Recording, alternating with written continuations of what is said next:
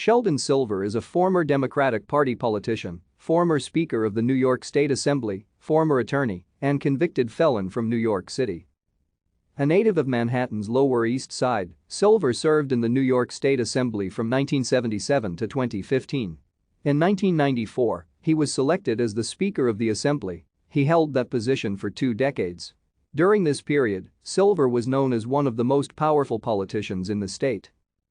Silver was arrested on federal corruption charges in early 2015 and resigned as Speaker of the Assembly shortly afterward.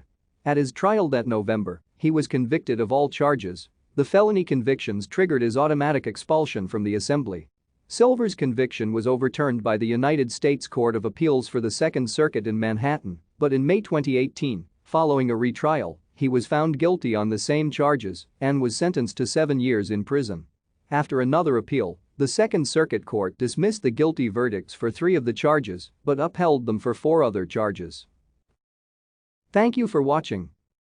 Like and subscribe if you would like to view more of our videos. Have a nice day.